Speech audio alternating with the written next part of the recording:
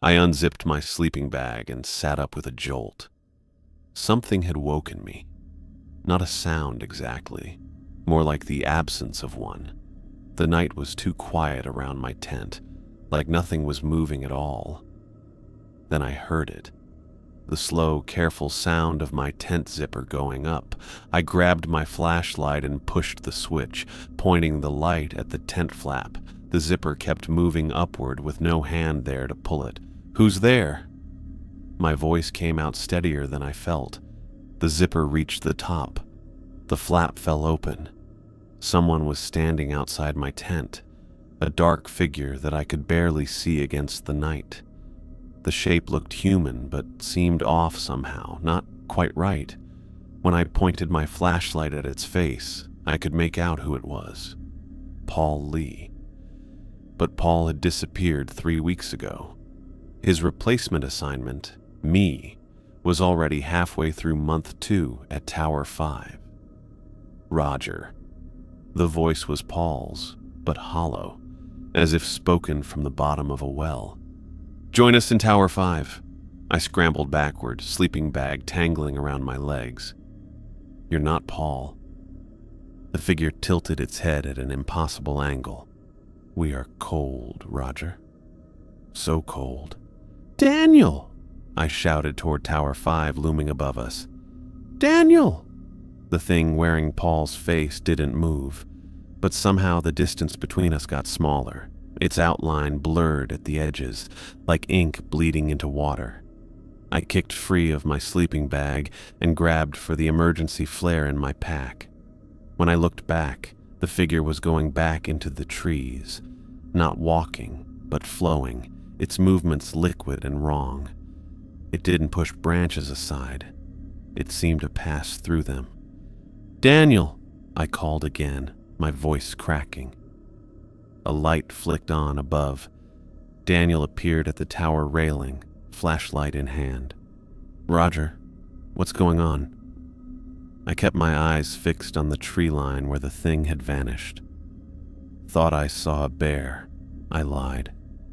Telling him I'd seen our missing predecessor would sound crazy. "Just checking the perimeter now." "Need help?" "No. Go back to sleep, sorry for the noise." Daniel hesitated, then nodded.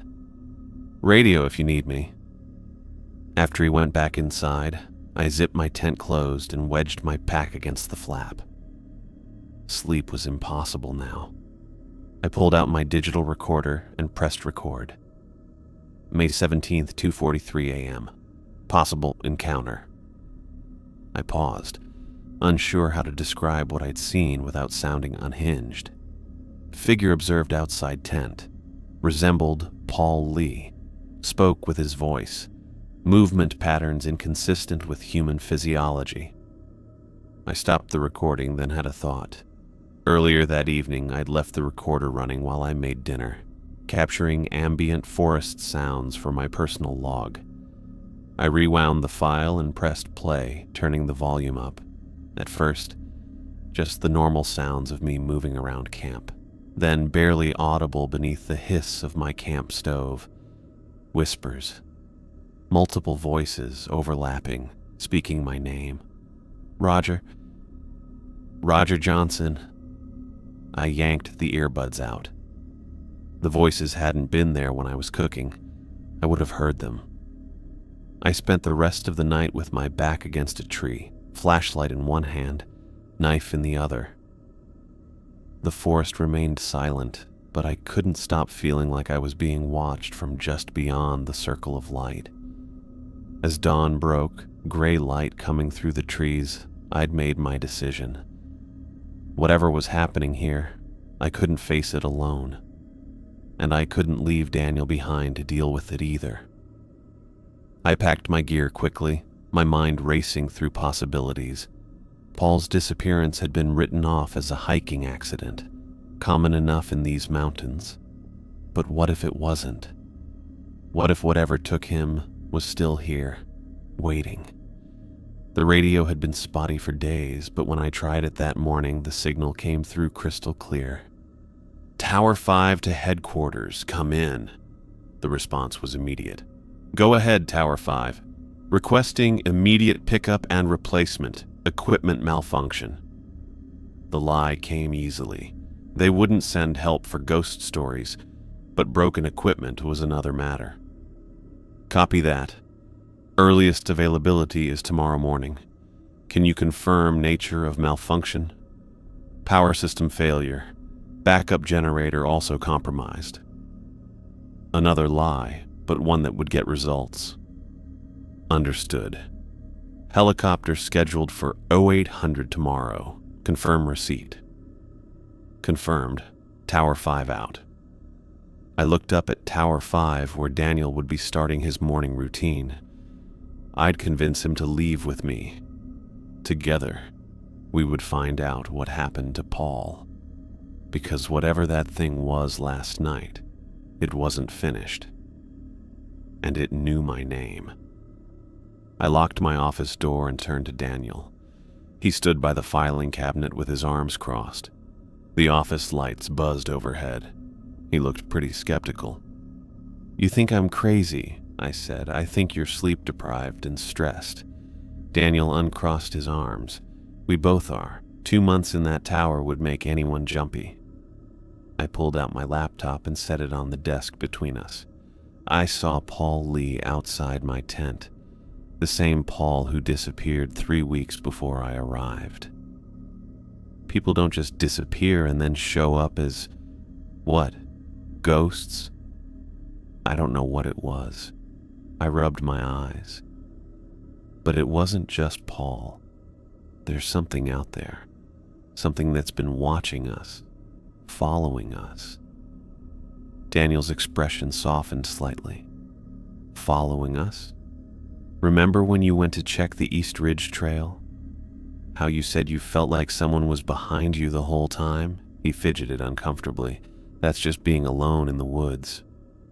And the cold spots around the tower? The whispers you said were just wind? Roger, I held up my hand. Just listen. I pulled out my digital recorder and pressed play.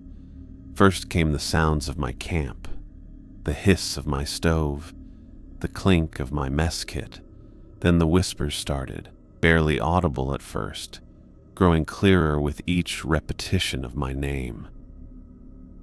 Daniel leaned closer.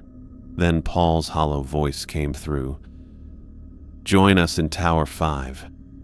I stopped the recording. Daniel's face had lost all its color. What the hell is that? His voice was barely above a whisper. There's more. I opened my laptop and logged into the Forest Service database. I used my supervisor credentials to access sealed records this morning. You did what? Tower 5 has been rebuilt 3 times since 1932. I turned the screen toward him. Each reconstruction followed unexplained disappearances. Daniel pulled a chair closer, eyes looking over the documents. How many? 27 people, all marked as presumed wilderness accident. I clicked through to the personnel files. Look at the signature on these reports. Daniel leaned in. Valeria Martinez, our current district supervisor. She's been signing off on these for years. He sat back, running a hand through his hair. This is insane, criminal, both. Why would she keep sending people there if she knew? I shook my head. That's what we need to find out. Daniel reached for the phone on my desk and dialed Valeria's extension. After a brief exchange, he hung up. Her assistant says she's unavailable all afternoon. I pulled up the security footage from the records room on my laptop. Look at this. Valeria entered the records room 15 minutes after I accessed the Tower 5 files. Daniel's eyes narrowed. She knows something. And she knows we know. I started downloading and printing key documents. We need to grab everything before she locks us out. We worked quickly, saving files and printing reports. The printer made a steady noise as we put together a paper trail of disappearances, incident reports, and reconstruction orders going back almost 100 years. What about Paul's personal effects? Daniel asked suddenly. Did they ever release them to his family? They're still in evidence. His family lives overseas. There's been a delay in processing. 20 minutes later, we stood in the evidence room. The clerk looked at us with suspicion but couldn't refuse my supervisor credentials. She handed over a sealed box containing everything Paul had on him when he was assigned to Tower 5. Back in my office, we spread the contents across my desk. Wallet, keys, phone with a dead battery, notebook filled with wildlife observations. Nothing unusual. Wait. Daniel picked up the wallet and examined it more closely. There's something stuck in the lining. He worked his fingers into a small tear and pulled out a USB drive no bigger than a thumbnail. Smart, I muttered. He hid it where no one would look. I plugged the drive into my laptop. It contained a single video file dated 3 days before Paul's disappearance. We huddled around the screen as I pressed play. Paul's face appeared, lit by his headlamp in the darkness of Tower 5. He looked exhausted, his eyes darting nervously to something off camera. Day 47 at Tower 5, he whispered. It's getting closer. I can hear it moving around the tower at night. He paused, listening. The audio picked up nothing but the creak of the tower in the wind. I've been documenting the patterns, Paul continued. It's most active between 2 and 4 a.m. It mimics voices, people I know, my family. But there's always something wrong with the sound, like it's coming from underwater. Paul looked over his shoulder suddenly. The camera shook as he turned it to pan across the empty room. I know you're there, he said, his voice trembling slightly. For several seconds, nothing happened. Then, in the darkest corner of the room, something moved. A shadow darker than everything else around it moved and flowed in the blackness. As it came closer to Paul, it started to look like a person, but a person whose outline seemed off somehow. Oh, God, Paul whispered. The figure stopped just at the edge of the headlamp's beam. Then it spoke, its voice overlapping with others, creating a chorus of whispers. Paul Lee, join us. The video ended abruptly. Daniel and I sat in stunned silence. Finally, he spoke, his voice hoarse. We need to talk to Valeria, now. I nodded, ejecting the USB drive and slipping it into my pocket. Tomorrow morning, first thing. And tonight? I looked at the pile of documents we'd gathered, evidence of decades of cover-ups and disappearances. Tonight we figure out exactly what we're dealing with. I grabbed the door handle before it could swing shut behind me. Valeria's assistant had waved me through without a word, her eyes fixed on her computer screen like she was afraid to look up. You wanted to see me? I kept my voice neutral, though my pulse had kicked up the moment her call came through. Valeria sat behind her desk, hands folded on top of a manila folder. The morning light through the blinds cut across her face in thin stripes. Close the door, Roger. I did, then stood there waiting. The air conditioning made too much noise in the silence. You accessed classified files yesterday. Not a question. Her tone was measured but tight around the edges. Files related to Tower 5. Yes. Care to explain why? I crossed to her desk and set my phone down, the video queued up and ready. I'd rather show you. She looked at the phone, then back at me, her face blank. After a moment, she nodded. I hit play. Paul's face filled the screen, looking pale in the light of his headlamp. I watched Valeria instead of the video, catching the exact moment her cool attitude broke, when the shadow moved toward Paul, when the voices started. Her fingers gripped each other until her knuckles went white. When it ended, she sat perfectly still. "How much do you know?" she asked finally. A knock at the door saved me from answering. Daniel stepped in without waiting for permission, closing the door firmly behind him. "Sorry I'm late." He wasn't sorry at all. "Traffic." Valeria's eyes flicked between us. "I see you've both decided to involve yourselves in matters beyond your clearance level." "People are dying," Daniel said, taking the chair next to mine. "Paul Lee died, and you knew it would happen." "That's not—" "We found the records," I cut in. 27 people since 1932, all at Tower 5, all signed off by you or your predecessors. Valeria stood and walked to her window, adjusting the blinds to block the direct sunlight. "What exactly do you think is happening at Tower 5, Roger?" "Something's there. Something that takes people, and the Forest Service knows about it." She turned back to face us. "And you believe this based on what? A video that could be doctored? Old reports of people who went missing in one of the most remote wilderness areas in the state?" "We heard it," Daniel said. "We saw it." "Did you?" Her tone sharpened. "Or did you see shadows in the woods and hear wind through the trees? This job isolates people, makes them imagine things." I leaned forward. "Stop. Just stop. We know, Valeria. We know about the rebuilds after each disappearance. We know about the pattern.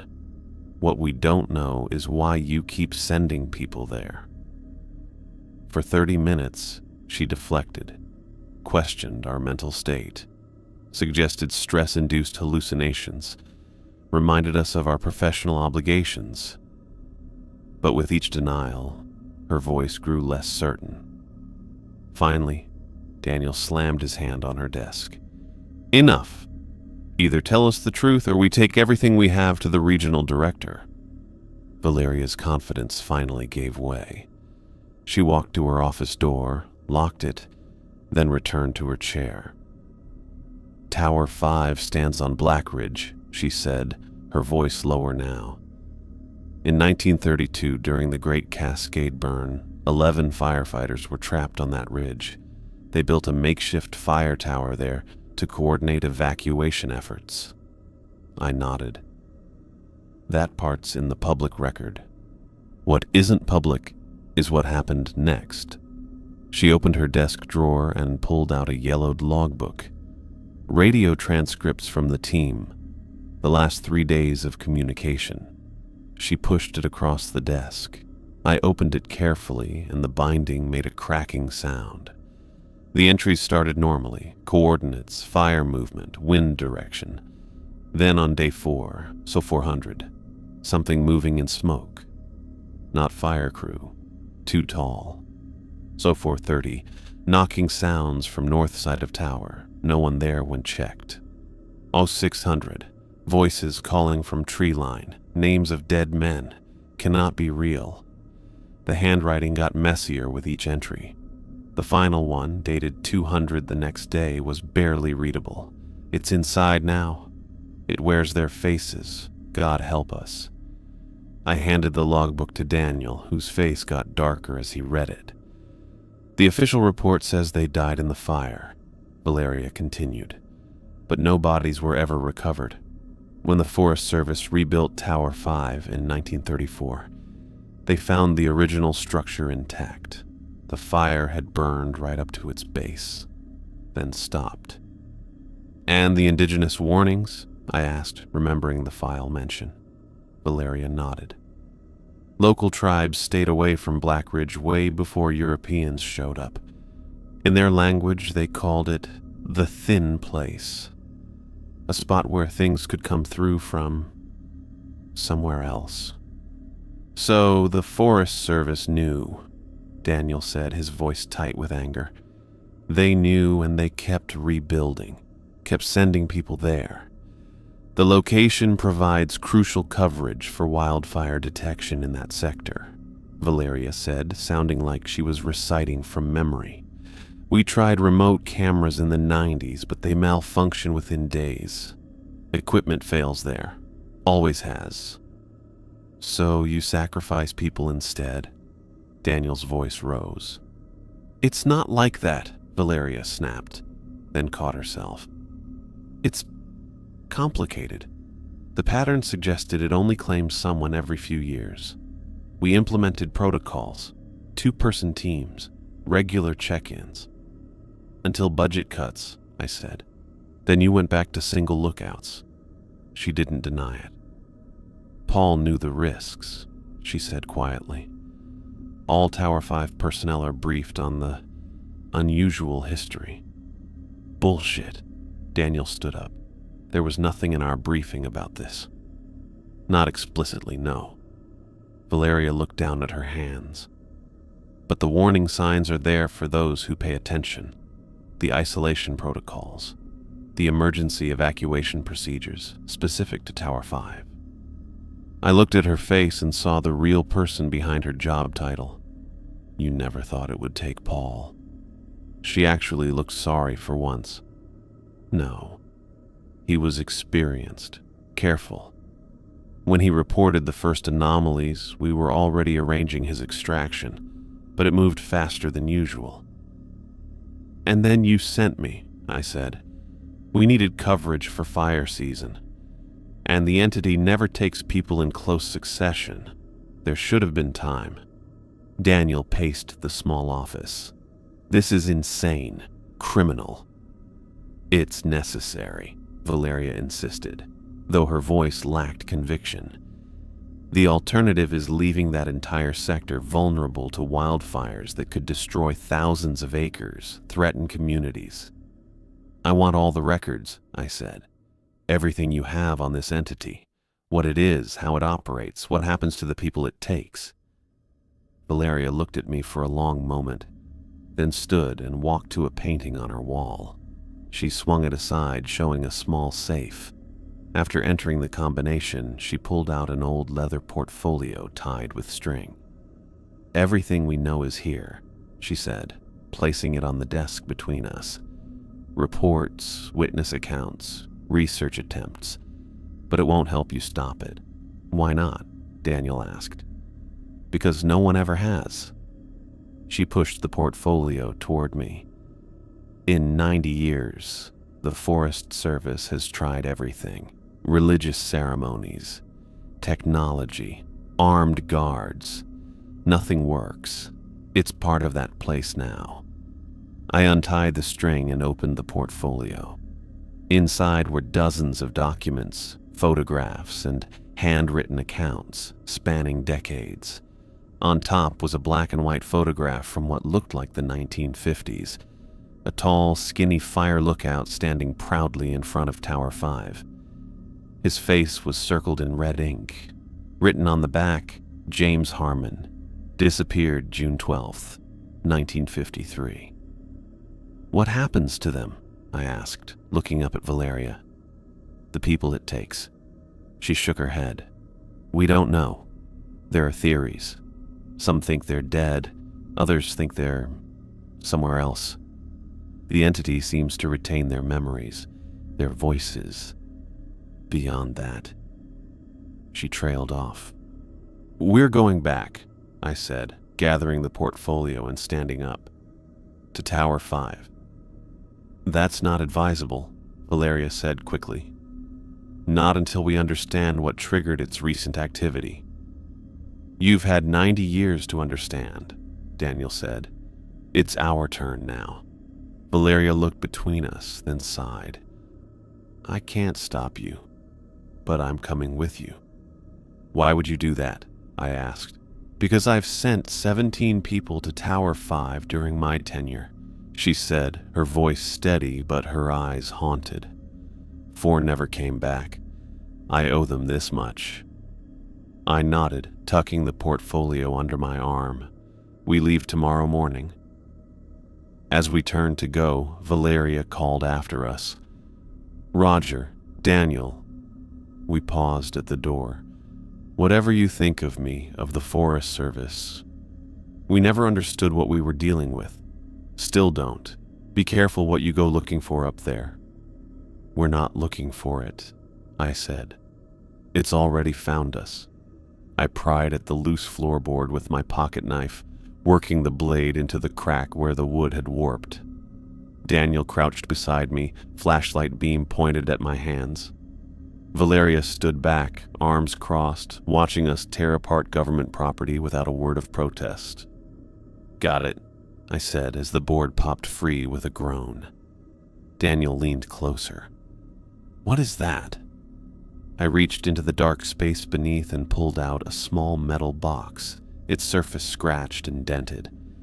The kind you'd keep cash or valuables in, with a simple latch on the front, not locked. "Someone didn't want this found," I said, setting it on the floor between us. The tower creaked around us, moving in the wind that had picked up since we got here 3 hours ago. We'd spent that time checking every inch of the place, looking through drawers, checking behind furniture, tapping walls for hollow spaces. This was how we always did investigations, though nothing about this one was normal. "Open it," Daniel said. I flipped the latch and lifted the lid. Inside lay a leather-bound journal, its edges worn smooth from handling. A name was written in faded ink on the first page: Catherine Winters, Tower 5, 1972. "Catherine Winters," Valeria said from behind us. "She was before my time." I flipped through the first few pages. Standard lookout observations, weather patterns, wildlife sightings, maintenance notes. Nothing unusual until page 23, where the handwriting changed, becoming tighter, more urgent.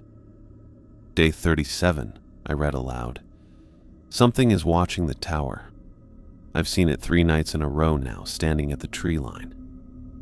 When I shine my light, it's gone." Daniel sat back on his heels. "Just like Paul." I continued reading, skimming through entries that documented increasingly strange occurrences. Whispers in the wind. Objects moved when Catherine wasn't looking. Cold spots that appeared and disappeared without explanation. "Day 45, I read. "It came closer last night. Stood at the base of the tower for hours. I could hear it breathing. When I called out, it answered in my mother's voice." Valeria moved closer. "What else?" I turned the page. Catherine's notes were more organized now. She'd started tracking when the entity showed up and what it did each time. "She figured it out," I said, looking up at them. "Listen to this. It only comes when I'm alone. When Ranger Davis visited with supplies, nothing happened for 3 days after. It waits for isolation." Daniel took the journal from my hands, looking through the pages. "She's documenting its hunting pattern." "Keep reading," Valeria urged. Daniel flipped forward. Day 52.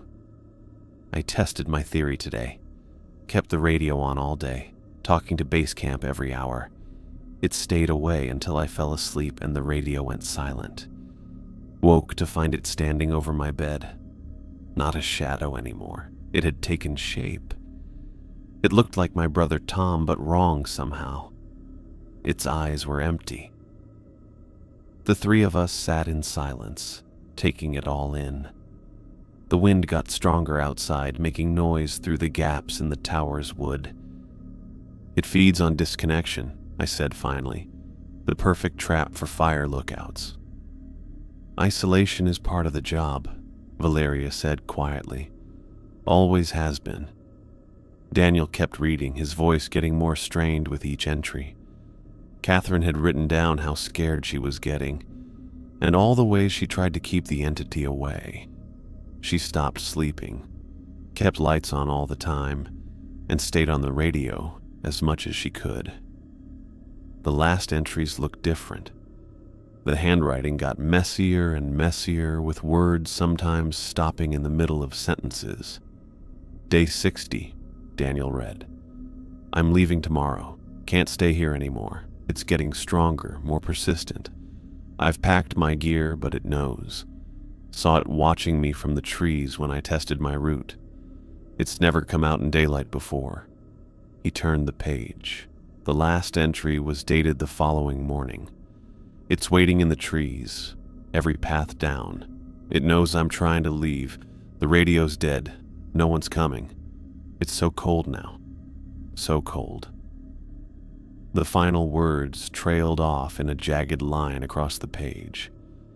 Daniel closed the journal carefully. She never made it out. No, Valeria confirmed. Her official status is presumed wilderness accident, like all the others. I stood up, needing to move, to think. The tower suddenly felt too small, too exposed. Through the windows I could see darkness settling over the forest, night coming on fast. You knew, I said, turning to Valeria. Maybe not about Catherine specifically, but you knew what happens here. And you kept sending people anyway. She didn't flinch from my accusation. We needed the coverage area, and the pattern suggested it claims someone only every few years. So you played the odds, Daniel said, disgust evident in his voice. With people's lives. With volunteers, she corrected. No one is forced to take Tower 5. No one is warned either, I countered. Valeria walked to the window, looking out at the darkening forest. What would you have me do? Tell recruits that some really old monster haunts one of our fire towers? That it might take them if they're alone too long? Who would believe that? Paul did, I said. He figured it out, just like Catherine. That's why he hid the USB drive. Daniel joined Valeria at the window. We need to get this journal back to headquarters, add it to the evidence. We're not leaving tonight, I said, checking my watch. It's too dark already. We'd be hiking blind. Valeria turned from the window. The thing doesn't attack groups. Catherine's notes back up what we've seen over the years. As long as we stick together, we should be okay till morning. Should be, Daniel repeated flatly. I pulled 3 sleeping bags from our packs and laid them out in the center of the room, away from the windows. We sleep in shifts, one person awake at all times. I'll take first watch, Daniel offered. We ate a cold dinner. None of us wanted to go outside to the cooking area and settled in for the night. Valeria took the sleeping bag nearest the door, while I put mine where I could see all the windows. Daniel sat in the lookout chair, flashlight and radio beside him. I didn't expect to sleep, but I was so tired I crashed almost immediately. The sound of Daniel's voice woke me sometime later. Roger, he whispered urgently. Wake up. I sat up, instantly alert. What is it? Listen. At first I heard nothing but the wind. Then it came. Whispers, dozens of them, calling our names. Not from inside the tower, but from outside, from the darkness. Roger. Daniel. Valeria. The voices overlapped, some loud, some barely audible. Men, women, children, all calling to us. Valeria was awake now, too, her face pale in the beam of Daniel's flashlight. What time is it? I checked my watch. Just after 2. Daniel handed me the binoculars. Look at the tree line. I moved to the window, careful to stay back from the glass. Through the binoculars, I looked over the edge of the forest where it met the clearing around the tower. At first I saw nothing but shadows and swaying branches. Then I spotted them, dark figures standing still between the trees, not quite human in shape, more like absences of light against the darkness. How many? Daniel asked. I counted silently. At least a dozen, maybe more. They've never come in these numbers before, Valeria said, her professional tone cracking slightly. They know we're onto them, I said, lowering the binoculars. They know we found Catherine's journal. The whispers grew louder, more insistent. I could pick out individual voices now, Paul's hollow call, a woman's soft plea that might have been Catherine. Others I didn't recognize. Join us, they said. So cold here. Join us. Daniel grabbed his pack. We need to barricade the doors. We worked quickly, pushing the heavy metal desk against the trap door that led to the stairs, wedging chairs under the doorknobs of the exterior door. All the while, the voices continued, getting louder, then quieter over and over. Catherine was right, I said, checking the last window latch. It feeds on isolation.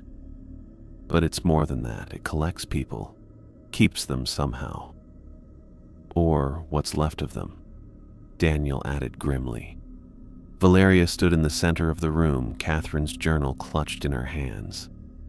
All these years, we thought they were just gone, dead. But they're still here, aren't they?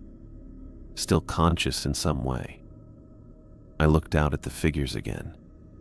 They hadn't moved closer, but they hadn't retreated either.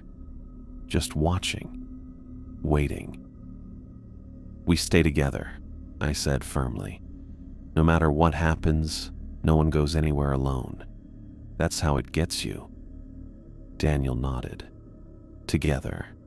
Valeria came over to the window looking really serious. Together.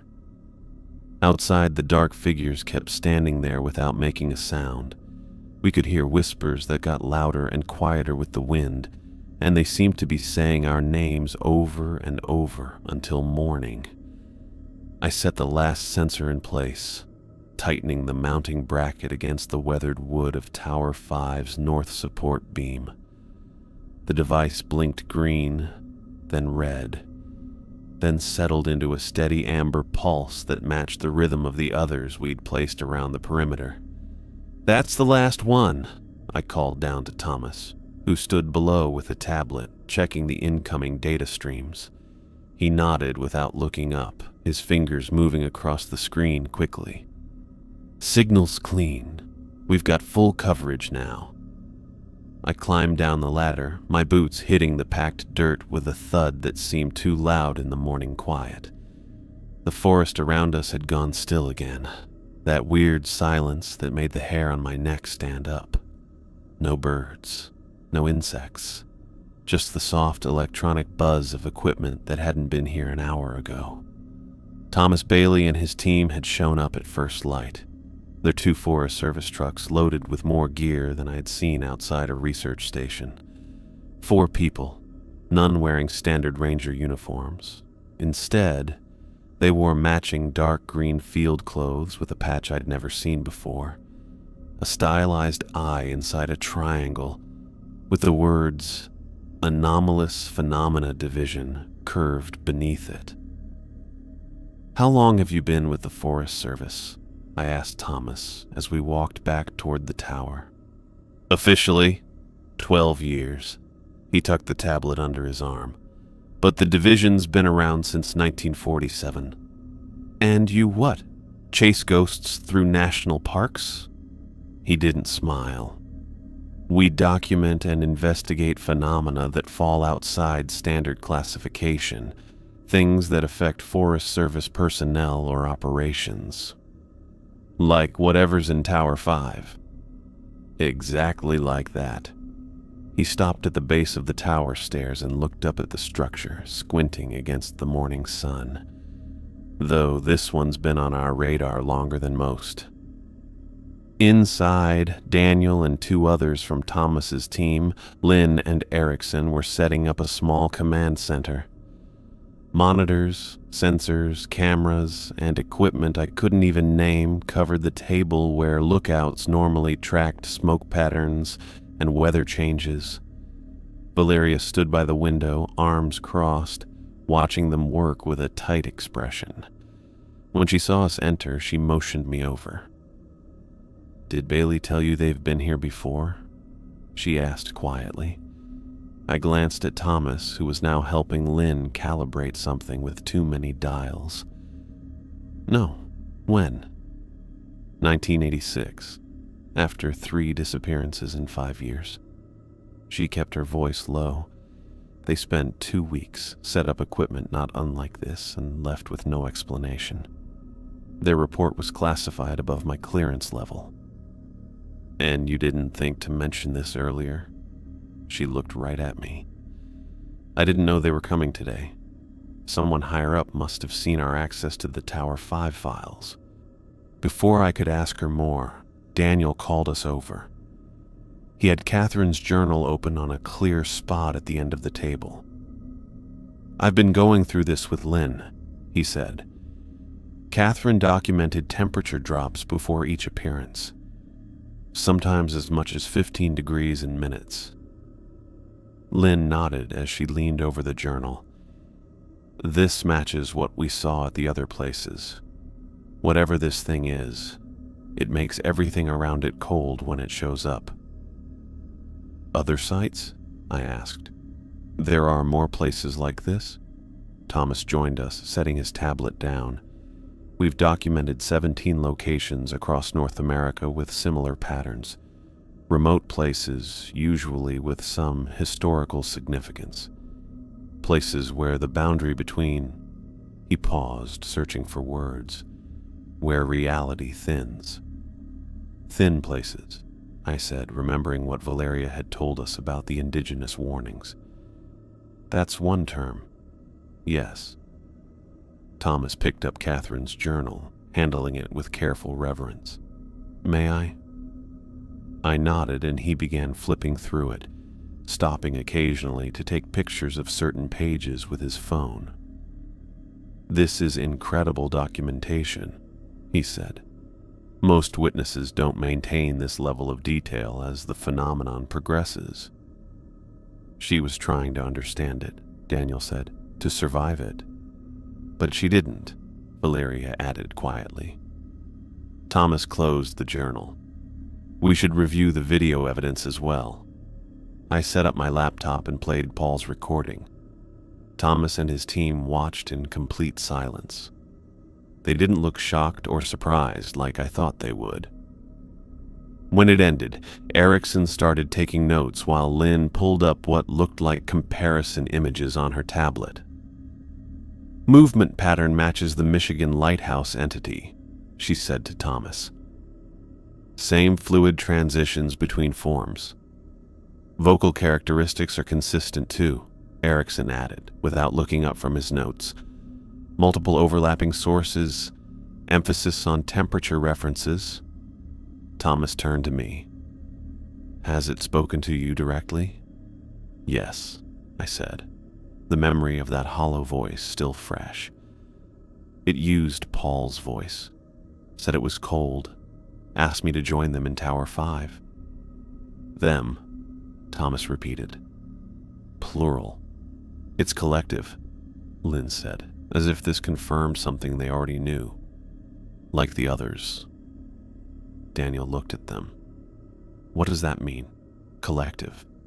Thomas paused, looking at his team before answering. "From what we've figured out, these entities aren't single beings. They're made up of different parts, made up of those they've taken." I felt sick as I realized what he meant. "You're saying Paul is still conscious? Part of that thing?" "In some form," Thomas said carefully. "We don't fully understand the mechanism, but yes, the consciousness appears to be preserved at least partially." Valeria sank into a chair. "All of them? For how long?" "We don't know," Thomas admitted, "but the oldest entity we've documented has been active since at least the 1700s, based on historical records." The thought of Paul, of all 27 people taken from Tower 5, trapped for decades, centuries even, made my stomach turn. I walked to the window, needing space, air. "We need to get back to work," Thomas said behind me. "We have a lot to set up before nightfall." For the next few hours, we helped Thomas's team get ready. They set up monitoring stations at key spots around and inside the tower. Cameras with thermal and night vision. Audio recorders made to pick up sounds humans can't hear. Sensors that tracked everything from air pressure to electromagnetic changes. While helping Erickson run cable along the tower's upper level, Daniel found something we'd missed in our earlier search. "Roger," he called down. "You need to see this." I climbed up to find him kneeling beside a small hatch in the ceiling that led to a cramped attic space. He'd pushed aside insulation to reveal a metal box similar to the one that had held Catherine's journal, but larger. "It was wedged between the rafters," he said, pulling it out. "We brought it down to the main level. Unlike Catherine's box, this one was locked." Thomas pulled out a set of small tools from his pack and had it open in seconds. Inside, carefully arranged, lay personal items. A man's wristwatch with a cracked face, stopped at 3:17. A woman's silver ring with a small blue stone. A leather wallet, worn and stained. A pocket knife with initials carved into the handle. A pair of wire-rimmed glasses with one lens missing. "Belongings of the missing," Valeria said softly. "But why are they here?" I reached for the watch, but Thomas caught my wrist. "Careful," he warned.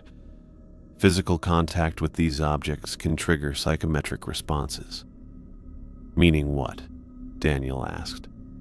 "Visions, memories, not yours."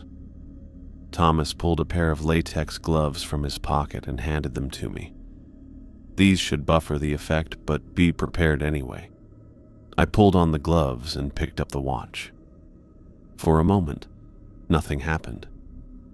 Then a cold feeling ran from my fingers up my arm, and the tower around me got blurry. I was standing in the same spot, but it was night. Rain hit the windows hard. A man I didn't know walked back and forth, checking his watch over and over. Outside, something moved in the darkness. Something really dark pressed against the glass. The man backed away, his breath showing in the suddenly cold air. The watch face cracked as he fell. Then I was back, the watch feeling heavy in my gloved hand. Daniel was grabbing my shoulder, looking really worried. "You okay? You zoned out for a second there." I set the watch down carefully. I saw him, the owner, the night it took him. Thomas nodded like he already knew. "Memory transfer. The stuff picks up feelings from really bad moments." "You knew about this?" Valeria asked sharply. "We found similar collections at 3 other sites," Thomas said. "We believe the entity leaves them as anchors. Connection points to those it's taken." "Or trophies," Daniel muttered. Lynn approached with a scanner, running it over the items. Strong electromagnetic signatures on all of them. "They're still active." "Active?" I asked. "Connected to the entity," Thomas explained. "It maintains links to these objects, possibly uses them to help manifest in our reality." Valeria stepped forward. "There was another collection found in 1986. Your division took them." Thomas looked surprised. "I wasn't aware of that. Those items aren't in our current archives." "Then where are they?" Daniel asked. No one had an answer. As afternoon turned to evening, we finalized our plan. Based on Catherine's journal and the patterns Thomas's team had recorded, the entity was most active between 2 and 4 a.m. It targeted people who were alone. "So we don't let Roger be isolated," Daniel said firmly. "I'll stay at Tower 4 with a radio. Constant contact all night." Tower 4 was 3 miles away on the next ridge, close enough for radio contact, far enough to be outside the entity's range of influence. The entity will try to disrupt communication, Thomas warned. It always does. Then we have backups, I said. Multiple radios, different frequencies. Thomas nodded. My team will monitor from the base camp half a mile down the access road, close enough to record data, far enough to maintain objectivity. And I'll coordinate between the teams, Valeria added. I looked at her, surprised. You're staying? I've sent too many people into this situation blind, she said, her professional mask slipping to reveal genuine determination. I need to see this through. As sunset approached, the temperature dropped suddenly in sharp dips that fogged our breath. The monitoring equipment started showing problems, strange electromagnetic readings, static on the radios, and cameras losing focus for seconds at a time. Thomas looked at his instruments with a serious face. It knows we're here. It knows what we're doing. Good, I said, checking the radio that would connect me to Daniel. Let it know we're fighting back. We made final preparations as darkness fell. Daniel left for Tower 4 with 2 radios and emergency flares. Thomas's team packed up their mobile equipment and headed to the base camp, leaving the automated systems running in Tower 5. Before they left, Thomas handed me a small device that looked like a modified flashlight. This emits a focused electromagnetic pulse. It won't stop the entity, but it might disrupt it temporarily if it gets too close. Thanks, I said, tucking it into my belt. Remember, he added, maintain connection. That's your best defense. As long as you're communicating with others, you're not truly isolated. I nodded, trying to project more confidence than I felt. Soon, it was just Valeria and me in the tower, surrounded by blinking equipment. She would leave for the base camp in an hour, after we'd established solid communication protocols with Daniel. You don't have to do this, she said as we checked the radio connections. We could abort, try again with more preparation. It would just mean someone else facing this later, I said. Besides, I've got unfinished business with whatever's out there. The radio crackled and Daniel's voice came through clear and steady. Tower 4 to Tower 5. Radio check, over. I picked up the handset. Tower 5 receiving. Signal's good. All quiet here so far, Daniel reported. How's it looking there? I glanced out the windows at the darkening forest.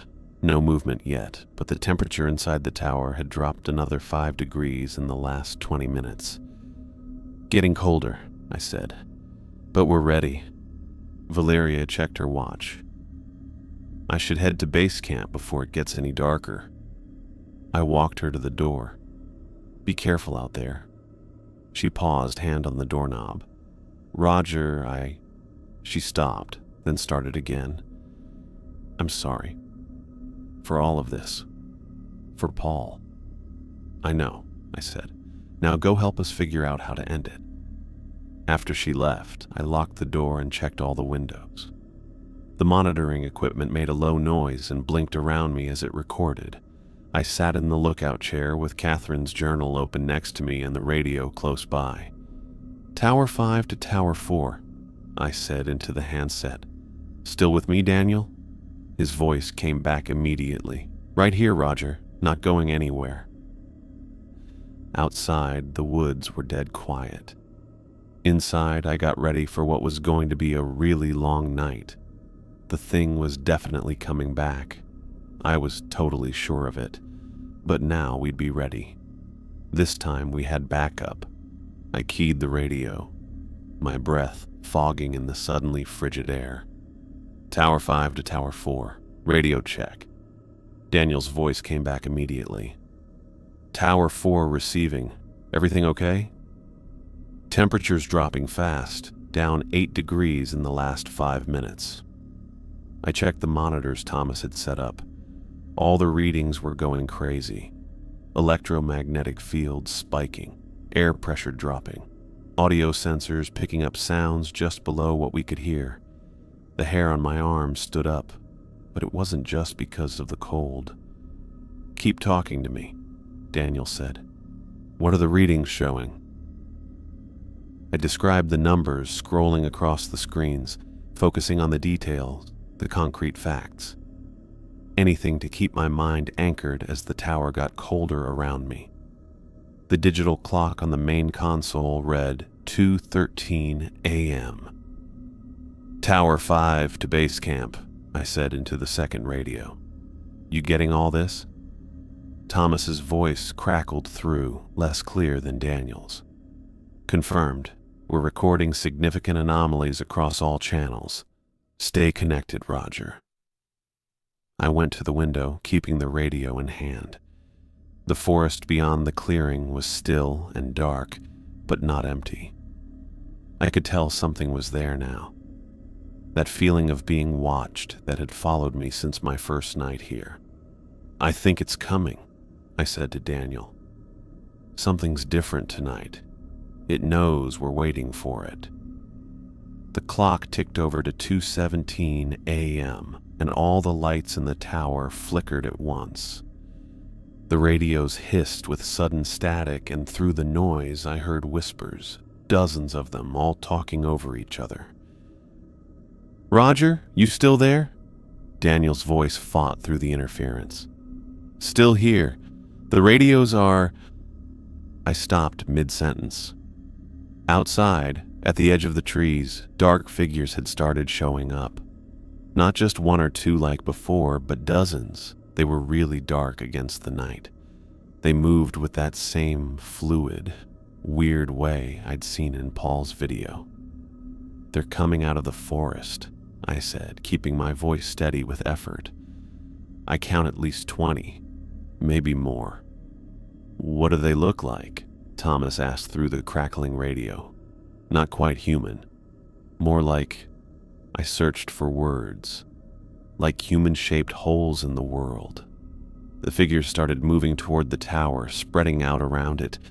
They moved weird, almost gliding over the ground without leaving any footprints. It got way colder, dropping another 10 degrees. My hands were shaking, some from the cold, some from trying to keep my voice steady while I told everyone what I was seeing. "The equipment's going crazy," I told Daniel and Thomas. "All the readings are off the charts." Behind me, something changed in the air. A density, a pressure that hadn't been there before. I turned slowly, already knowing what I'd find. It was in the middle of the room, even though all doors and windows were still locked. Not a shadow this time, but something solid. Moving, changing, never staying one shape for more than a few seconds. I saw Paul's face, then it disappeared, replaced by others I didn't know. A woman with empty eyes could have been Catherine, an older man with a beard, a young girl. Faces from different times, different lives, all blending together and changing. "It's inside," I said into the radio, backing toward the window. "It got through the locked door somehow." "What's it doing?" Daniel asked, his voice tight with tension. "Just standing there, changing faces." The entity tilted what passed for its head, looking at me with eyes that kept changing color and shape. When it spoke, the sound came from everywhere at once. A chorus of voices, men and women, young and old, all talking together. "We are so cold, Roger," it said. "Join us." I kept the radio pressed to my mouth. "It's talking to me, using multiple voices at once." "Keep talking to us," Thomas urged through the static. "Don't engage with it directly." The entity stepped closer, its body looking wavy and blurry. "You don't belong here," the voices said. "This is our place, our tower." "I'm not leaving," I told Daniel and Thomas, though I knew the entity could hear me too. "I'm staying connected." The thing that wore Paul's face sometimes moved closer still. The air around it twisted and rippled weirdly. "They always leave you, Roger," it said, Paul's voice rising above the others momentarily. "Everyone leaves in the end." I felt sick to my stomach. It knew things, personal things it shouldn't have been able to know. "It's trying to get in my head," I reported, forcing myself to keep talking, saying things about me. "That's how it works," Thomas's voice fought through increasing static. "It finds the isolation already inside you and amplifies it." The entity's body bulged and stretched, growing taller until it almost touched the ceiling. "Daniel will leave too," it said, and now it was using my mother's voice, the same tone she'd used when she told me my father wasn't coming back. "Everyone does. You'll be alone again." I gripped the radio tighter. "Daniel, you still there?" His response came immediately. "Right here, Roger. Not going anywhere." The entity hissed, its body getting smaller at Daniel's voice. "Interesting. I think it doesn't like when we communicate," I said. "It reacted when you spoke." Outside, the dark figures had reached the base of the tower. They circled it slowly, their movements becoming more agitated, less fluid. Through the windows, I could see them looking up. Dozens of not-quite faces turned toward me. "They're surrounding the tower," I reported, moving faster now. The thing inside moved again, this time looking almost exactly like Paul, but wrong in small ways, like Paul but slightly off. "We need you," it said, using only Paul's voice now. "It's so cold where we are, so empty." "Where are you?" I asked before I could stop myself. "Roger, don't engage," Thomas warned through the static. But the entity answered anyway, stretching one arm toward me. The limbs stretched impossibly, reaching across the room even though its feet stayed put. "Between," the voices said together. "Not here, not there, between." I backed away until I hit the wall. "It says they're between, not here or there." "Fascinating," Thomas murmured. "A liminal space, perhaps, or..." The radio cut out completely, leaving only harsh static. At the same moment, the entity rushed toward me, spreading across the floor and up the walls. The temperature dropped so fast my ears popped. Frost formed on the windows in delicate patterns. I fumbled with the second radio, trying different channels. Nothing but static. The entity was blocking all communication. "Nice try," I said aloud, reaching for the satellite phone Thomas had left as backup. It was our emergency option, operating on different technology than the radios. The entity pulled back a little as I turned on the phone. It took forever to connect. But then Thomas's voice came through, far away but easy to hear. "Roger, we lost radio contact." "It's blocking the radios," I said quickly. "But the satellite phone works." "Put it on speaker," Thomas instructed. "Keep the connection open." I did as he said, placing the phone on the table. Daniel's voice joined in. "Roger, you okay?" "Still here," I confirmed. "The entity doesn't seem to like this connection either." The darkness pulled back and took on a more human shape.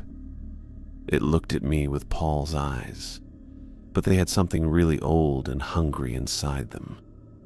"We've been alone so long," it said, the voices now discordant, some whispering, some nearly shouting. "Decades, centuries." "How many are you?" I asked, ignoring Thomas's earlier warning. I needed to understand. The entity's body shook. "Many. Everyone who came before us. Everyone who was forgotten." "We haven't forgotten," I said firmly. "We know your names. Paul Lee, Catherine Winters." At each name, the thing twitched a little. Outside, the people walking in circles stopped moving. "Interesting reaction," Thomas noted through the speaker. "Try more names if you know them." I reached for Catherine's journal, flipping to the Forest Service records Valeria had shown us. Robert Gaines, 1954. Maria Suarez, 1967. John Whitaker, 1932. With each name, the entity seemed to break apart. The voices split up, no longer speaking together. "Stop," it commanded, but now I could hear individual voices breaking through, scared, confused, angry. "They respond to recognition," I told Thomas and Daniel. "Like it weakens whatever hold the entity has on them." For hours, this weird standoff kept going. The entity would come near, trying different moves, sometimes threatening, sometimes begging, sometimes just quiet and staring. I kept talking to Daniel and Thomas, telling them everything I saw, staying connected with them, even though the entity tried to mess with our communication. Outside, the dark figures circled the tower all night, moving more wildly as morning got closer. The entity inside seemed to get weaker as the night went on, looking less solid, the voices not matching up as much. "The sun's coming up," Daniel reported from Tower 4, "first light on the horizon." As if hearing him, the thing moved back toward the center of the room. The temperature began to rise slowly, frost melting from the windows. "It's pulling back," I said, watching as the form grew more transparent. "I think it can't maintain itself in daylight. Or it can't maintain itself against continued connection," Thomas suggested. "You've been in constant communication all night. That goes against its fundamental nature." The entity got smaller, shrinking in on itself until it was barely larger than a normal human. For a moment, it wore Paul's face one last time, but the expression was different, less menacing, more confused, almost pleading. "Cold," it whispered, and this time it sounded like just Paul, not the chorus. "Help us." Then it was gone. Outside, the dark figures backed away to the trees as the sun started to come up. I dropped into the chair, really tired. "It's gone. They're all gone." "You did it?" Daniel said, relief evident in his voice. "You made it through the night." Thomas was already going through the data. "The equipment caught everything. We have clear footage of the entity changing forms, electromagnetic readings off the charts. This is documentation like we've never seen before." I stared at the spot where the entity had stood. "It wasn't just trying to take me," I said slowly. "It was asking for help." "We'll be there in 20 minutes, Thomas said. "Don't touch anything until we arrive." I sat in silence as the tower got warmer in the morning sun. The monitoring equipment kept recording, though all readings had gone back to normal. On one screen, I could see the footage from last night, the entity's constantly changing shape caught on infrared, its impossible movements tracked by motion sensors. Daniel arrived first, taking the stairs 2 at a time. He stopped at the door, looking around the room with wide eyes. "Jesus, Roger, the temperature readings we got from in here, it was below freezing." "Felt like it," I said, my voice hoarse from talking all night. He crossed the room and gripped my shoulder. "You okay?"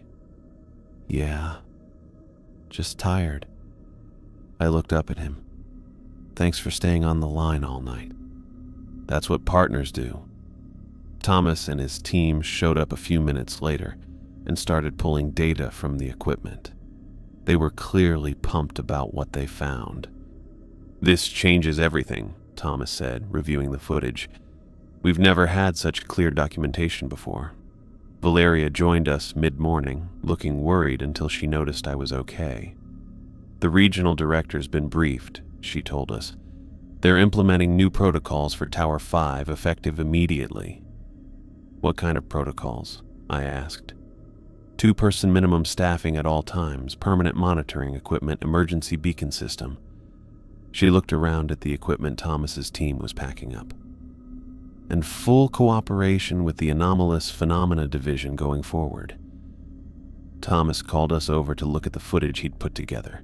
On his laptop screen, we could see the thing showing up on different cameras, regular video, heat sensing, and other weird readings. We watched as it changed shape, never looking completely solid. Based on these readings, Thomas explained, I believe the entity exists in a quantum state, somewhere between our reality and another dimension. It's not fully here, which is why it needs to draw energy from its surroundings to manifest. And the people it takes? Daniel asked. Where do they go? Thomas's face got serious. That's the question, isn't it? Their consciousness seems to be kept inside the entity somehow. But whether they still exist as individuals or have been absorbed into a collective, we just don't know. I remembered the entity's words. Between, not here, not there. There's something else, I said, pulling up the footage from different camera angles. Watch what happens when I start naming the victims. We reviewed the sequence. Each time I spoke a name, the entity's shape wobbled a bit. It weakens under direct recognition, Thomas observed. Almost like being seen disrupts its hold, I finished. Not just physical observation, but being acknowledged, remembered. Thomas nodded slowly. That fits with our limited data from other sites. These entities seem to feed on isolation and anonymity. Being forgotten strengthens them. Being remembered weakens their grip. There's more, Lynn said, joining us with a tablet. Look at these thermal readings from when the entity was most active. The screen showed heat signatures all over the tower. What really caught my eye was the way the thing showed up, not as a cold spot like you'd think a ghost would be, but just blank, with no heat reading at all. It doesn't register as cold, Lynn explained. It registers as nothing. Like that space doesn't exist in our thermal spectrum, because it's not fully in our reality, Thomas concluded. Daniel leaned against the table. So what do we do with all this? How do we stop it? Thomas looked at his team before answering. We can contain it, I think. The protocols Valeria mentioned will help. 2-person teams, constant monitoring, regular communication. The entity seems unable to take people who stay connected to each other. But destroying it, I asked. That might be impossible without understanding where these people go when taken, Thomas admitted. And if their consciousness still exists within the entity, destroying it might destroy them too, I finished. That possibility hit everyone in the room hard. 27 people from Tower 5 alone, possibly still conscious, still aware, trapped in whatever between meant. As Thomas's team packed up their equipment, I stood at the window looking out at the now peaceful forest. Somewhere in those trees the entity waited. Weakened perhaps, but patient. It had been here for a really long time, and it knew my name. Daniel joined me at the window. What are you thinking? I saw a bird land on a branch at the edge of the clearing. The first wildlife I'd seen near Tower 5 since arriving. I'm thinking we need to understand what this thing really is, where it came from, how long it's been here, and how to free the people it's taken, Daniel added quietly. I nodded. Especially that. Behind us, the others continued their work, cataloging evidence of something that shouldn't exist. But it did exist, and now we had proof. The entity had revealed itself, shown us more than it ever had before. But as I looked out at the tree line where those dark figures had stood, I couldn't shake the feeling that last night wasn't just about it hunting me.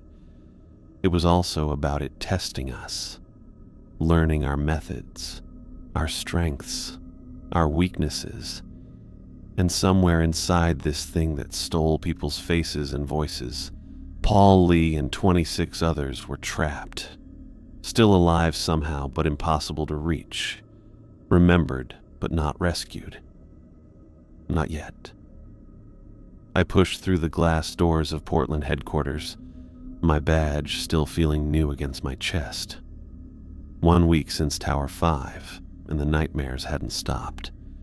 Neither had the work. Valeria stood at the front of the conference room, pointing to a digital map of Black Ridge, while a dozen rangers took notes. The room fell silent as Daniel and I entered. "Johnson, Ortiz, right on time." She nodded toward 2 empty chairs. I was just explaining the new buddy system protocols. I sat down next to a ranger I didn't know. The woman looked at me curiously. Word had gotten around about what went down at Tower 5, though the official story left out all the stuff about entities or missing people trapped between worlds. As I was saying, Valeria continued, Tower 5 will maintain minimum 2-person staffing at all times. No exceptions. Radio check-ins every 2 hours during daylight, hourly after dark. A ranger in the back raised his hand. "Ma'am, is this really necessary for a fire lookout? Seems like overkill." Valeria's expression didn't change. "The decision comes directly from regional command. Anyone uncomfortable with the new protocols is free to request reassignment." No one else questioned her. They wouldn't understand anyway. Couldn't understand without seeing what we'd seen. After the briefing, Daniel caught up with me in the hallway. "Thomas wants us in Lab 3. Says he's got something to show us." We found Thomas bent over a bank of monitors. The lab didn't look like any Forest Service facility I'd seen before, more like a university research center. Thomas looked up as we entered. "Good. You're here. Take a look at this." He pulled up footage from Tower 5, the entity appearing in the center of the room, its body constantly changing between faces. The image looked clearer than I remembered. "Watch what happens here," Thomas said, advancing to the point where I began naming victims. On screen, the creature shook a little each time I spoke a name. I could barely see it happening, but it was definitely there, the image getting all wobbly. "It weakens under direct recognition," Thomas explained. "Being seen, truly seen, disrupts its hold somehow." Daniel leaned closer to the screen. "So, what exactly are we looking at? A ghost?" Thomas shook his head. "Nothing so simple. Based on our readings, I believe it exists in a quantum state, somewhere between our reality and another dimension." "Like being in 2 places at once?" I asked. "More like being in neither place fully." Thomas pulled up a different display showing wavelength patterns. "It's not completely here, which is why it needs to draw energy from its surroundings to manifest." I thought about the cold that had filled Tower 5 that night. It takes heat and electromagnetic energy. Probably other forms we can't measure yet. Thomas switched to a thermal imaging view where the entity appeared as a void, an absence rather than a presence. "Most interesting is how it affects communication technology. It doesn't just jam signals, it absorbs them." "Can we contain it?" Daniel asked. Thomas nodded. "The new protocols should help. 2-person teams, constant monitoring, regular communication. The entity seems unable to take people who maintain strong connections." "But destroying it?" I pressed. Thomas exchanged glances with Lynn before answering. "That might be impossible without understanding where these people go when taken, and if their consciousness still exists within the entity." Destroying it might destroy them too, I finished. Everyone in the room got quiet as they thought about it. 27 people from Tower 5 alone, possibly still conscious, still aware, trapped in whatever between meant. So we're just going to leave them there? Daniel's voice had an edge I rarely heard. For now, we focus on prevention, Thomas said. No more disappearances while we figure this out. I wasn't satisfied with that answer, but I didn't have a better one. After the meeting, I headed to the archives section. The clerk looked up from her computer as I approached.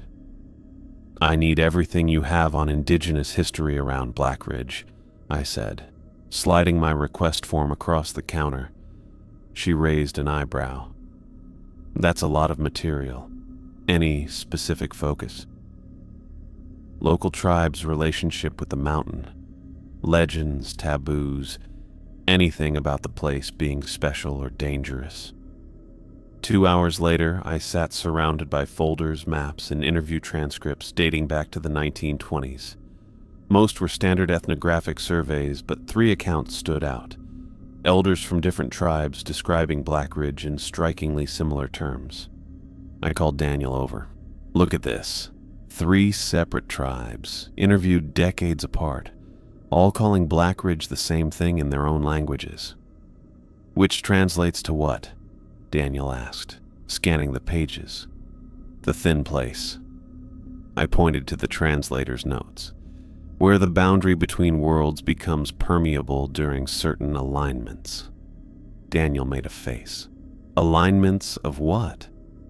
Stars? Moon phases? I spread out a chart I'd been working on.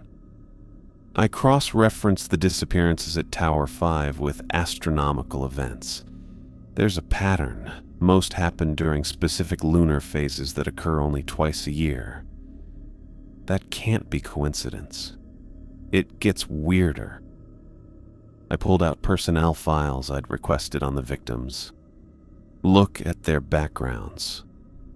Daniel read through several files, his face getting more serious. Paul Lee, recently divorced, no family in the country. Catherine Winters, only child, parents deceased. Robert Gaines, estranged from family after military service. Every single one, I said quietly. People already disconnected from others before they ever set foot in Tower 5. The entity didn't choose randomly. It was drawn to them, to their isolation. We spent the rest of the day putting together evidence, making a case that went way beyond normal Forest Service concerns. By evening, we had a timeline covering almost 100 years of documented incidents and thousands of years of oral history. Valeria found us still working as most of the building emptied for the night. You two should go home, she said, though her eyes lingered on our scattered papers. I looked up at her. Did you know about the pattern? The types of people who disappeared? She hesitated before answering. Not officially, but I noticed similarities over the years. And you kept sending them anyway. I requested paired assignments whenever possible, she said defensively. Budget constraints overruled me. Daniel gathered some papers. Well, now we have proof it matters. The entity targets isolation, emotional as much as physical. Valeria nodded slowly. I'll make sure the psychological profiles are considered in future staffing decisions. After she left, Daniel and I packed up our research. Outside, the parking lot was nearly empty, with just a few yellow streetlights shining on the wet pavement. You think the new protocols will be enough? Daniel asked as we walked to our cars. I thought about the entity. It had waited decades between victims. They'll help, but that thing's been around forever. It's just gonna wait us out. So what's our next move? I unlocked my car, the research files heavy in my bag. We need to understand what it really is, where it came from, and most importantly, where it takes people. Daniel nodded. And how to get them back. Exactly. We stood there in the wet parking lot thinking about the 27 people we'd lost. The creature was locked up for now, kept in check by rules and tracking equipment. But somewhere in the dark parts of Black Ridge, it was just waiting. Patient, hungry, and way older than any of us thought. I knew what was really going on now. We hadn't beaten anything at Tower 5. We just put off what was coming sooner or later. The creature would change, figure out new ways to eat. And everyone it took, Paul, Catherine, all of them, were stuck somewhere between our world and whatever other place existed. The new rules weren't fixing anything. They were just giving us time to find something that would. I followed the trail marker deeper into the brush, pushing aside branches that kept catching on my jacket. 6 months since we'd faced the entity at Tower 5, and the forest still felt wrong. Too quiet in some places, too noisy in others. The radio at my hip crackled. "Roger, you're getting close to your boundary." Daniel's voice came through. "Where are you?" I keyed the mic. Found something odd. A trail marker that wasn't here before. "What kind of marker?" "Stone cairn with a red bandana. Recent. Definitely wasn't here during our last survey." Daniel's response came quickly. "Hold position. I'm coming to you." "Copy that." I stopped walking, but kept my eyes on the narrow game trail ahead. We'd been strict about the buddy system since establishing the containment zone. No one went anywhere alone, not even to take a leak. 5 minutes later, Daniel walked through the bushes behind me. He carried the sensor pack on his back, green lights blinking away. "There!" I pointed to the small stack of flat stones with the faded red cloth tied around the top one. "Someone's been here." Daniel made a face. "Could be hikers. This area is not officially closed. Hikers don't usually come this far off trail." I studied the ground around the cairn. "And look at how it's positioned, pointing directly at that rock face." We headed the way it pointed, moving carefully through the thick plants. The radio buzzed again. "Tower 5 to ground team. Check-in time," came Martinez's voice. Daniel responded, "Ground team here. We're investigating a possible trail marker about half a click east of sensor point 3. "Copy that. Stay on comms. Lee and Ramirez are finishing the north perimeter." "Will do." We pushed through a thick stand of ferns and stopped short. The rock face ahead wasn't as solid as it looked from far away. A narrow opening cut into the stone, partly covered by hanging vines and moss. "That's not on any of our maps," Daniel said quietly. I pulled out my flashlight. "Cave entrance. Looks natural, but..." I trailed off, noticing marks around the opening that looked too even, too planned. "We should call this in," Daniel said, already reaching for his radio. "Wait." I moved closer, shining my light on the stone beside the entrance. "Look at this." Daniel joined me and gasped when the beam lit up the rock. Faint lines cut into the stone made clear patterns, not random scratches, but on-purpose markings. Human figures standing in a line. Above them, something dark with no shape, and between them, a triangle that looked like a mountain. "Holy shit," Daniel whispered. I keyed my radio. "Tower 5. This is Roger. We've found something. A cave with what looks like pictographs on the walls. Request Thomas's team at our location." "Copy that," Martinez replied. "They're 20 minutes out. Maintain position and continue regular check-ins." Daniel was already taking photos with his phone. "These look old. Really old." "Yeah." I ran my fingers lightly over the carved lines, feeling their depth in the stone. "And look familiar?" The strange shape above the human figures looked just like the thing we'd run into. not really solid, not really smoke either. The artist had somehow captured how weird it was even in simple stone carving. "Should we go in?" Daniel asked. I checked my watch. "Let's wait for Thomas. 5 minutes till next check-in anyway." We stood in silence, both staring at the old pictures. The forest around us had gotten really quiet. No birds, no insects. Just the soft sound of wind moving through leaves. "You feel that?" Daniel asked quietly. I nodded. I felt like we were being watched. Not right this second danger, but I knew something was keeping an eye on us. Whatever was out there knew we were here, knew what we'd found. Thomas arrived with Lynn and Martinez 20 minutes later, carrying equipment I didn't recognize. His eyes got big when he saw the pictographs. "Extraordinary," he murmured, immediately setting up lights and scanning equipment. These appeared to be consistent with local indigenous art from the pre-contact period. Lynn carefully photographed each section of the wall. The style matches artifacts dated between 1000 and 3000 BCE. 3,000 years, I said. That's how long this thing's been taking people. Thomas nodded with a serious look. "At least that long. Maybe way longer." We spent the next hour taking notes on everything while Martinez talked with the other teams over radio, making sure nobody lost contact. Nobody mentioned how cold it was getting or the weird quiet sounds we sometimes heard nearby. "I want to see inside," I finally said. Thomas hesitated. "We should set up proper archaeological protocols first." "We're not here as archaeologists," I reminded him.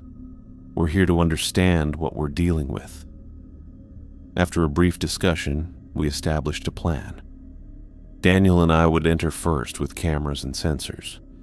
Thomas and Lynn would monitor from outside, maintaining constant radio contact. Martinez would coordinate with the perimeter teams to ensure the containment grid remained active. The cave entrance was narrow but opened into a larger chamber about 15 feet in. Our flashlight beams cut through the thick darkness. The air was stale but not unpleasant, dry and cool with a faint mineral smell. "Look at the walls," Daniel whispered.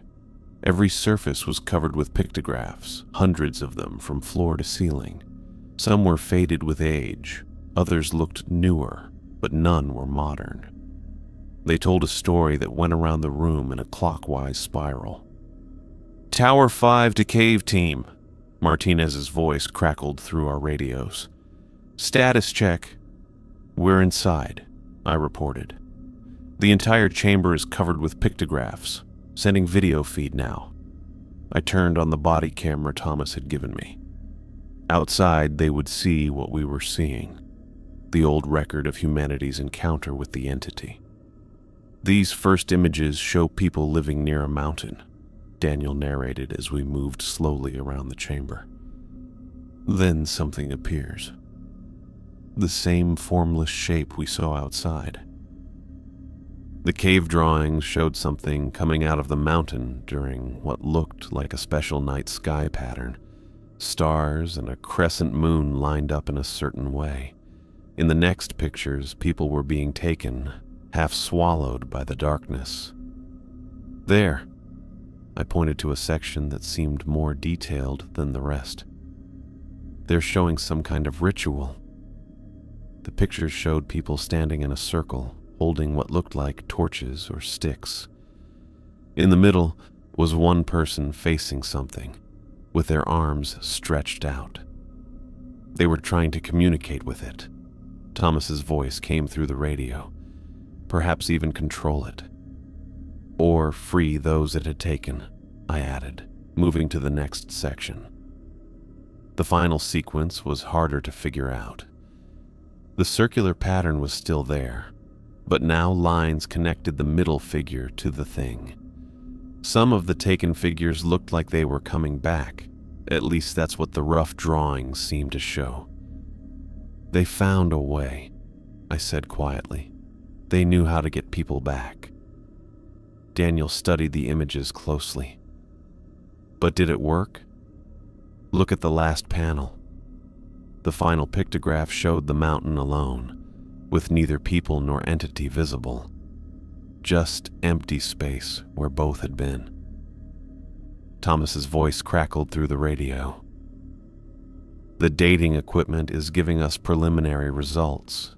The oldest images appear to be approximately 3,200 years old. The newest are still at least 500 years old. So whatever happened here, Daniel said, it ended before European contact. I ran my hand along the final panel, feeling the old grooves in the stone, or they stopped recording it. We spent another hour documenting everything before coming out of the cave. The sun was already low in the sky. The temperature had dropped noticeably.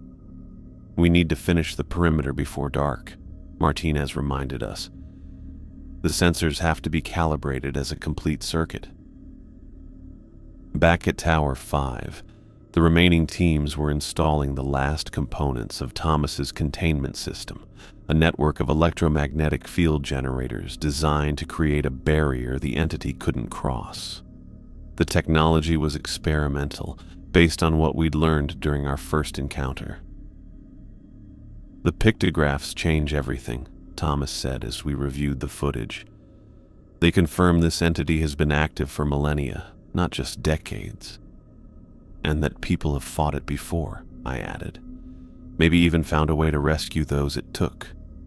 Thomas nodded. The ritual depictions are really interesting. They point to some kind of directed communication, not just resistance, but engagement. You mean like talking to it? Daniel asked. More than that. The central figure appears to be establishing a connection with the entity while remaining protected by the circle. Martinez joined us, her expression grim. Perimeter's almost complete. We should be ready to activate at sundown. As it got dark, we gathered in Tower 5's main room. The monitoring equipment made a soft noise, the screens showing each sensor around the boundary. Outside, the forest was totally quiet, the weird silence that always came before the entity showed up. Temperatures dropping, Lynn reported, down 5 degrees in the last 10 minutes. I moved to the window, looking out at the tree line. Nothing visible yet, but the feeling of being watched had gotten stronger. They're coming. Perimeter status? Martinez asked. Green across the board, Thomas confirmed. Ready to activate on your command. We waited as it got colder and colder. Frost started building up on the windows, which was weird for such a mild fall night outside our containment zone. The first dark figures showed up at the tree line at exactly 9:17 p.m., the same fluid, wrong silhouettes we'd seen before. Multiple entities detected, Lynn announced, counting 15 distinct signatures. They moved in that weird, smooth way, spreading out around the edge of the clearing. More showed up until they filled the whole tree line. More than we'd ever seen before. They know what we're doing, Daniel said quietly. I nodded. They're not happy about it. Martinez gave the order. Activate the perimeter. Thomas pressed some buttons on his console. The buried sensors around the clearing turned on, making an electromagnetic field that was supposed to stop the entity from showing up. A low buzz filled the air as the system started working. It worked right away. The dark figures pulled back from the invisible barrier, looking less solid and more broken up. They backed up several yards into the trees, but didn't totally vanish. It's working, Thomas said, studying the readings.